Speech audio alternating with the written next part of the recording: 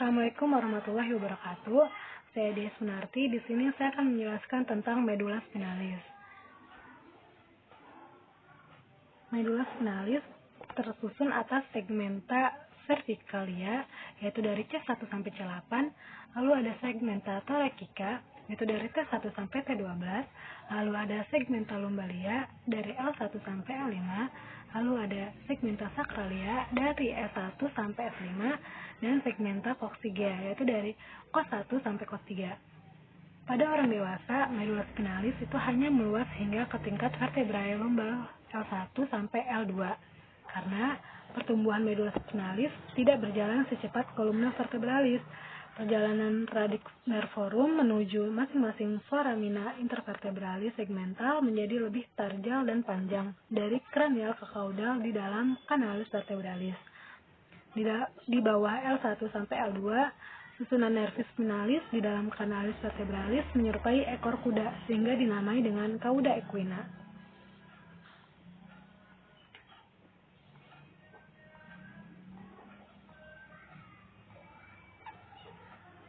Di sini terdapat konus medularis nih, ujung ini, di mana konus medularis ini mengandung jaringan penyambung halus atau filum terminale, di mana akan berasal dari bagian-bagian pia mater yang memanjang ke arah kaudal menuju kanalis vertebralis. Diameter medula spinalis bertambah di area-area radix nervis spinalis yang mempersyarafi ekstremitas.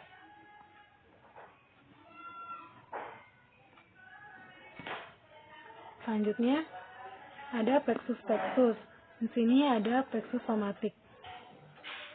Di mana plexus somatik ini dia itu berasal dari rami anteriores nervis spinalis, plexus cervical C1 sampai C4, lalu ada plexus branchialis C5 sampai T1, lalu ada plexus lumbalis L1 sampai L4, lalu ada plexus sacralis dari L4 sampai S4, dan ada plexus coccygeal dari S5 sampai CO. Kecuali nervus spinalis T1. Semua rami anteriores yang berasal dari nervi thoracici nervi spinalis bersifat independen dan tidak turut berpartisipasi dalam pembentukan plexus. Yang kedua ada plexus visceral, di mana plexus ini akan membentuk gabungan dengan viscera foregan dalam dan normalnya mengandung bagian-bagian eferen, somatik, dan parasimpatik, serta aferen.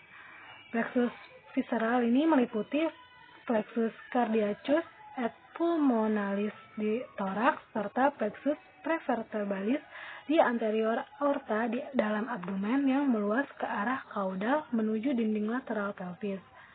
Plexus prevertebralis ini dia akan mengeluarkan serabut-serabut eferen ke semua organ abdomen dan pelvik serta menerima aferen dari organ serupa.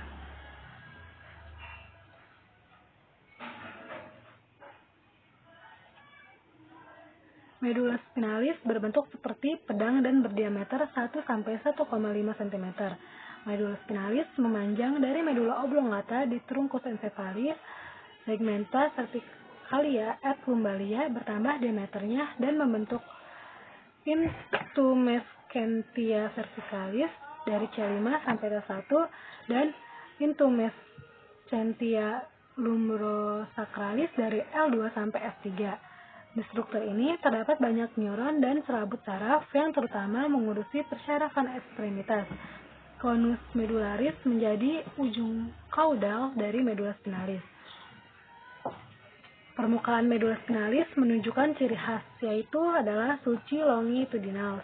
Di garis tengah sisi sentral, lekukan ini dinamakan dengan fissura mediana anterior dan di sisi posterior dinamakan dengan sulcus medianus posterior. Funiculus anterior yang terletak di kedua fissura mediana anterior ini diikuti oleh sulcus ventrolateralis yang memisahkan funiculus anterior dan funiculus lateralis. Di sisi dorsal dan bilateral dari sulcus medianus posterior ini terdapat funiculi posteriores. Sulcus medianus posterior dipisahkan dari funiculi lateralis oleh sulcus posterolateralis.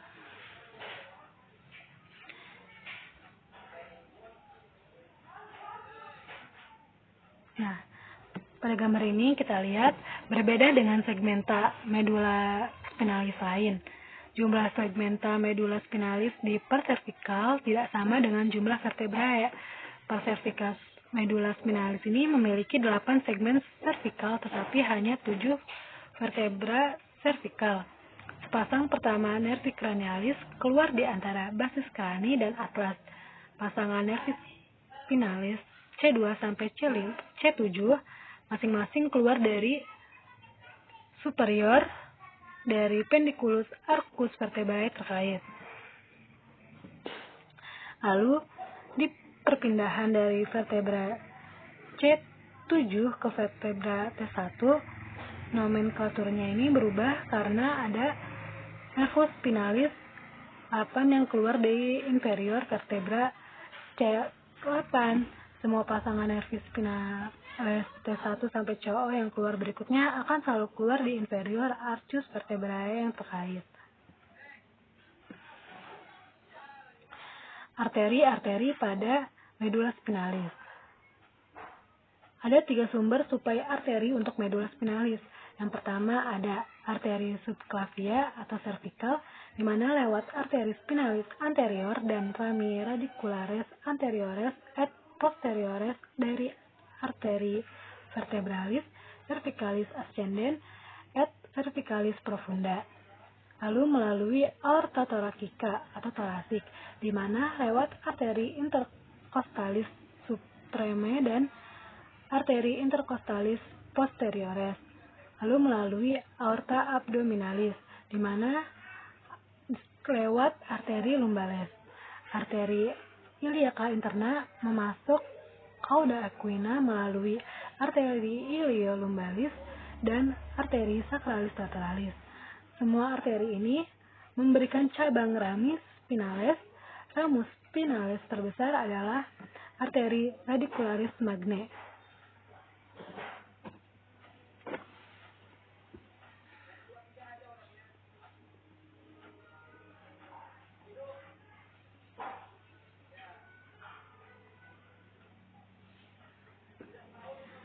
Vena di canalis vertebralis dilihat dari ventral oblique. Ini adalah gambar yang dilihat dari ventral oblique. Vena yang mengalirkan medula spinalis terutama membentuk pembuluh pengumpul longitudinal yang berjalan di sisi medula spinalis. 2 pasang kelompok vena longitudinal berkumpul di sekeliling tiap titik keluar dan masuknya radix anterior dan radix posterior. Selain itu, vena spinalis anterior dan vena spinalis posterior masing-masing berjalan di sisi visura mediana anterior dan sulcus medianus posterior. Vena-vena ini dia kemudian akan mengalir ke plexus venosus vertebralis internus di dalam stadium epidural canalis vertebralis. Plexus venosus ini terhubung dengan vena-vena segmental yang seperti sistem azygos mengalir ke vena-vena besar pengumpul di dalam tubuh.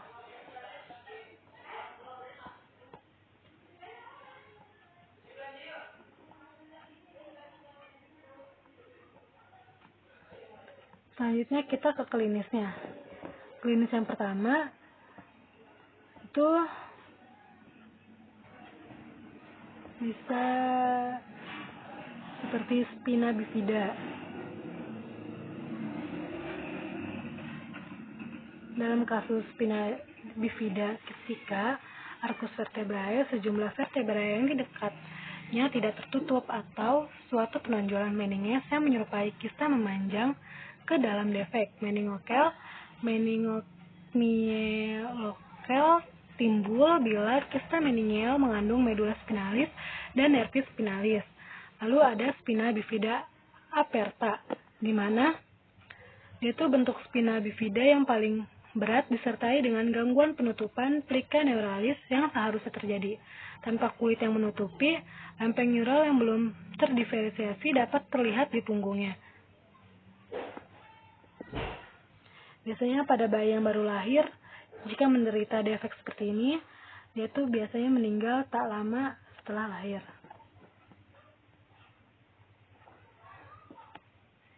Spina bifida itu merupakan gangguan kongenital dan spina bifida, yaitu merupakan gangguan kongenital pada penutupan kolumna vertebralis dan medula spinalis yang disebabkan oleh faktor teratogenik. Contohnya bisa seperti alkohol, obat-obatan, atau hilangnya induksi chorda dorsalis. Lalu bisa juga ada sindrom Brown-Séquard, di mana dia tuh akan menggambarkan hemiplegia spinal yang disertai dengan paresis statik di bawah lokasi lesi serta gangguan disosiasi fungsi sensor disertai hilangnya sensasi propriosepsi, getaran, dan epikritik, yaitu jarak dorsal di lokasi cedera serta hilangnya sensasi nyeri dan suhu di sisi kontralateral. Lalu selanjutnya ada cedera atau kompresi medula spinalis yang biasanya disebabkan oleh tumor intramedular atau ekstramedular, prolaps diskus medialis, spondylolisthesis dorsal, atau cedera traumatik. Paraplegia lengkap menyebabkan hilangnya semua kualitas sensasi, fungsi motorik, fungsi otonom di bawah lesi lokal. Pada tahap selanjutnya akan timbul paralisis flaccid di bawah lesi shock spinal, disebut juga dengan shock spinal, yang kemudian berubah menjadi paralisis spastik.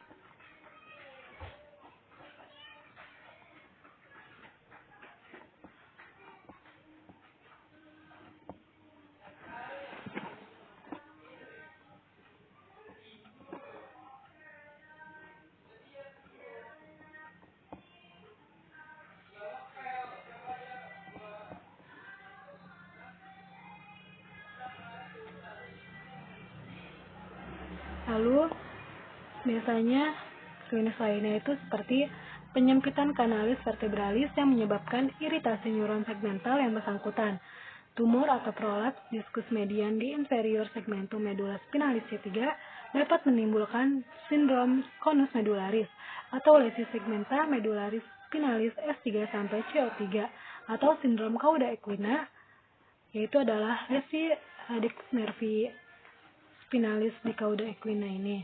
Gejalanya itu dia tuh meliputi defisiensi sensorik atau anestesia pelana, paralisis flaccid, interkontinuitas, dan impotensi.